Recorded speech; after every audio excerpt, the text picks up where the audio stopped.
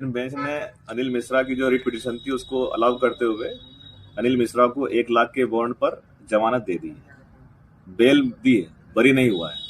Case चलेगा, atrocity act में ही case चलेगा और हम लोग इस केस को, इस पिटीशन को हम लोग सुप्रीम कोर्ट में इसको ले जाएंगे और वहां पर इसको चैलेंज करेंगे कि किस प्रकार से ये चीजें हुई है। इसमें पुलिस की संदिग्ध प्रक्रिया हमें मालूम पड़ी है कि किस प्रकार से उसको बगैर नोटिस के गिरफ्तार किया गया, वही मुख्य कारण रहा। दूसरा, जमानत के जो बेल ऑर्डर है उसमें स्पष्ट किया गया कि जो डिवीजन बेंच की जो प्रिंसिपल सीट जबलपुर की जो खंडपीठ रिट पिटीशन 44,542 2025 में स्पष्ट कहा गया था कि भाई इस प्रकार की कुछ चीज नहीं करेगा, तो उसको भी लागू करने का आदेश दिया है।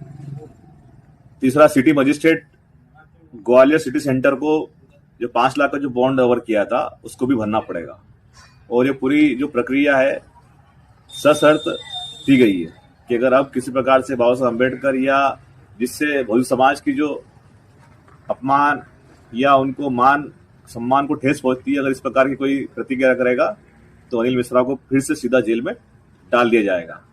तो साथियों, स्पष्ट शब्दों में कह रहा हूं कि ये सिर्फ बेल मिली है, बरी नहीं हुआ है और इस लड़ाई को हम लोग लड़ेंगे।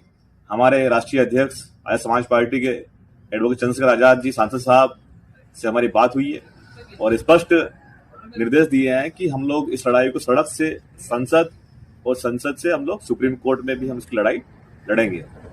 हमारे ग्वालियर के हमारे जो एडवोकेट्स की जो टीम है उन्होंने अपनी मजबूती से अपनी बात को रखा। इस लड़ाई साथी, ये लड़ाई अभी शुरू हुई है। बाबा साहब अम्बेडकर के मान सम्मान से न कभी समझौता किया ना करेंगे। तो बाबा साहब अम्बेडकर के खिलाफ कोई व्यक्ति कुछ बोलेगा तो हम चुप बैठने वाले नहीं हैं। तो इस पिटीशन को हम लोग सुप्रीम कोर्ट में चैलेंज करने वाले हैं और अनिल मिश्रा की जो बेल मिली है इसको भी हम लोग सुप्रीम कोर्ट में लेके जाएंगे।